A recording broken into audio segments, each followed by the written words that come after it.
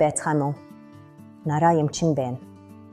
Таны чин хасагдахгүй зогсчихсан. Эсвэл хоол идэхгүй байсан ч биш хүсний өөх чинь хിവэрэ байна уу?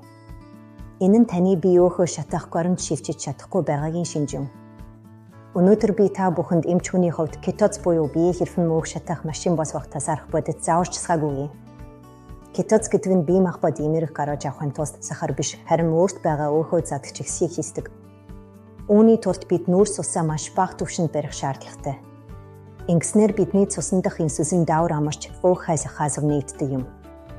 Кетоз төсөвт орохын тулд та хоолсонд дараах 3 зарчмыг баримтсаарай. Нэгт нүүрс усны хязгаарлалт, цагаан бүрээс сахар чифэлсэг жимснээс бүрэн татгалз. Хэрв тасах идмээр байвал зөвхөн маш бага хэмжээний бүхэс үрийн бор тасах сонгож болно.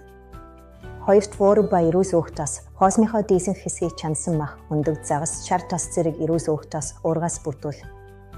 Энэ нь таныг цатгасан гайсгаж ядаргаанаас сэргийснэ. Гуравт эсрэг буюу новоо, хоосны тавныхаа тасыг навчид новоо байцаа, өргөст хэмфэр дүүрэг. Энэ нь нүүрс усны шингэцийг удаашруулж биеийг тань цэвэрлсэн. Хоосохдоо дараасаа анхаараарай. Эхсэд ногоогоо дараа нь махаа хамгийн сүүлд нь хэрэг идэхээр бас нүүрс усаа маш багаар идээрэй. Би өөрөө энэ зарчмаар яг 1 сар явхад бэлхүүс минь 10 сум асуудаж би маш хөнгөн болсон.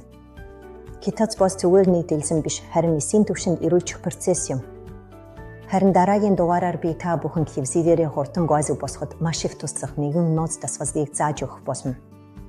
Хамгийн гоё нь энэ дасгалыг та заавал цаасанд очихгүйгээр орой унтахынхаа өмнө хэвтэж байхдаа ч хийж босдог маш үр дүнтэй арга юм шүү. Тэр босдод суугтай бүртгүүлж хонхоо дараарай. Танд амжилт хүсье.